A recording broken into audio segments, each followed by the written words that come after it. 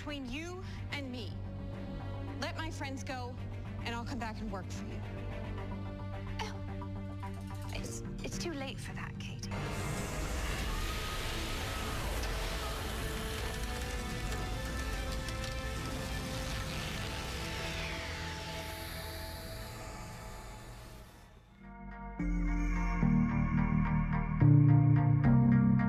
Hey guys, Ben here, and welcome back to another video on The Flash Season 4, Episode 5, and today we're going to be reviewing the episode, giving my top 5, and talking about everything that interests me within the episode, so mainly plot and character like I do in most of my reviews. And yeah, so this episode was predominantly about Killer Frost, so overall, this episode was absolutely awesome. My favourite episode of The Flash this season, in Season 4. I love Killer Frost and Caitlin. They're my favourite characters on The Flash, and it's always great seeing more of them, considering last season one of my favourite episodes was the Killer Frost one, directed by Kevin Smith. I just love seeing Killer Frost, and Caitlin is an awesome character, and it's great seeing her get the spotlight for once in a while. So we got a lot of Killer Frost, you know, some explanations that she was about to leave town just due to the fact that Amunet was actually after her, because we got the sign on the door last episode, and we got to explore some of her powers and how Caitlin is able to turn normal. Like, the animation is really cool, you know, when she was Killer Frost and then she slowly turned back to Caitlin, or when it was the other way at the start of the episode when she was Caitlin and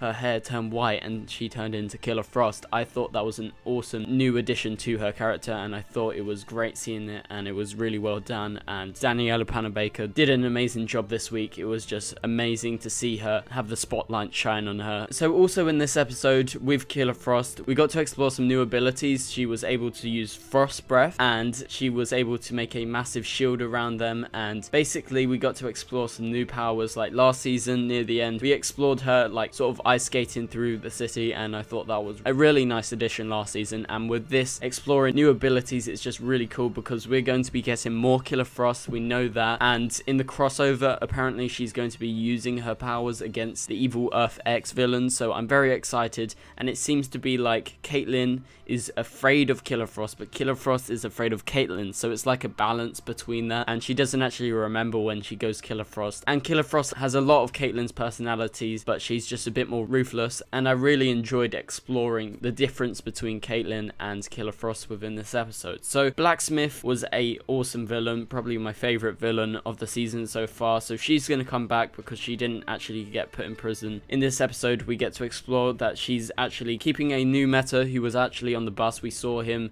a few episodes ago, and his name was actually the Weeper, as this guy's tears are actually like drugs. They never really properly explained it. There was dark matter in the actual tears, and that's what gave it the special properties. So Blacksmith was really cool, and I'll talk a bit more about her powers in a minute, but her accent was really good. And in the comics, the reason for her having that accent is that she's actually from England, and so they gave her this London accent because Katie Sackhoff is actually American, and for once we have a good English accent from an American person. I'm very happy with how she actually used her accent because it was very good, and I was just so happy and mainly relieved that they actually did a good English accent, because Americans are notorious for really shit English accents, no offense to you Americans. So in this episode we got to explore Blacksmith's powers, and we got to explore them mainly in the Killer Frost versus Blacksmith fight, you know, under the bridge. That was a really nice fight scene, and we got to explore her abilities. She was able to control metal, and she's like a metal bender, so I love that the Arrowverse, all the shows like Legends of Tomorrow is doing like the water bending stuff, the air bending stuff, and also the spirit bending. That's the sub style of airbending in Avatar: The Last Airbender, and it just all really reminds me of it, because as soon as I saw her powers I was like, damn, she's a metal bender. So that's a sub style of earthbending. So check out Avatar: The Last Airbender if you haven't already, because it seems like these powers and the CGI, the special effects, is very influenced by that, so I'm sure some of the showrunners are really big fans of that. So also we got to see Killer Frost's new costume, and she looked absolutely awesome in it. I really like her new suit. It's nice and clean. This very baby blue costume, and it's a really nice addition. It really suits Caitlin, and it also suits Killer Frost. So we actually saw by the end of the episode Caitlin sort of gave in to Killer Frost as she actually went to Blacksmith to face her off, and she was actually wearing Killer Frost's costume, so she obviously got that before, and it was Caitlin in there.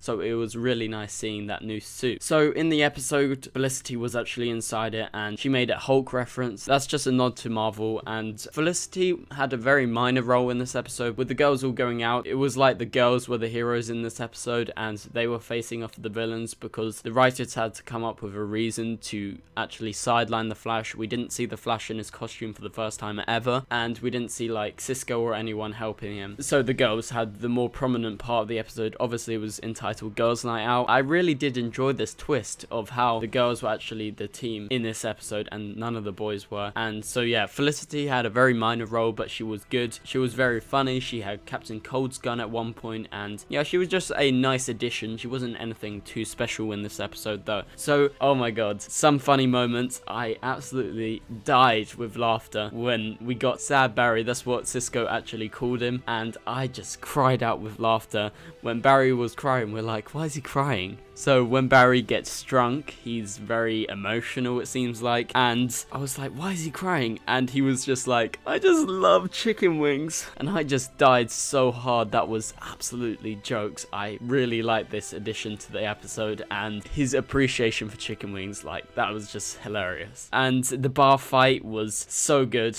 I really liked it. It was sort of like a WWE matchup, and they all fight, and everyone got into a fight, and everyone got put in jail. So we saw Team Flash, the male side of Team Flash were actually in jail, and I really liked how Barry kept on saying, I'm the Flash, as it was just really funny because no one will actually believe him that he's the Flash because he's drunk, obviously, even though we know he's the Flash. I just thought that was very funny. So at the end of the episode, with Caitlin and Iris actually talking, like, they haven't really bonded in the past, and they're slowly starting to bond. Now they're going to be getting more screen time together, so I'm very happy about that, because it was really awesome in this episode seeing their relationship develop, and also all the other girls in Team Flash, and also Felicity. And it's revealed that Caitlin is actually going to be Iris's maid of honor, so she's going to get a dress, and she's going to have an important role at the Flash wedding in the crossover. So that's just a really nice addition, and I'm very happy that she chose Caitlin. And the ending scene was pretty cool. I was expecting them to do something with the Weeper because he literally just ran off, and I was like, this is one of the bus metas, so the Thinker's going to do something, and we find out the Thinker chases him down and his chair can fly. Like, that's pretty cool.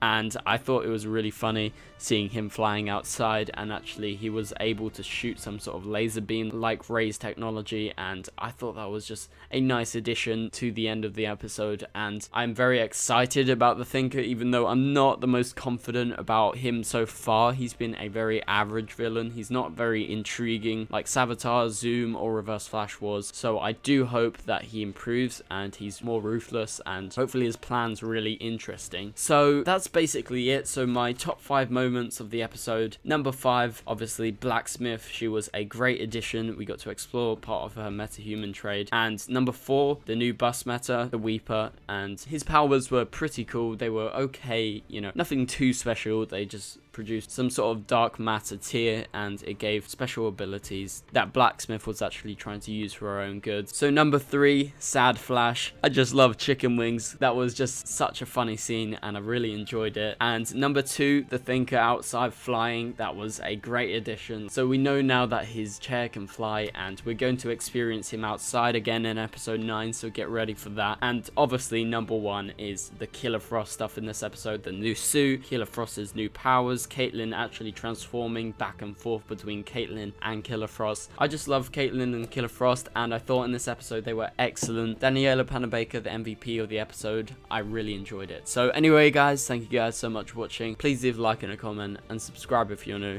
and I'll see you guys later. Goodbye.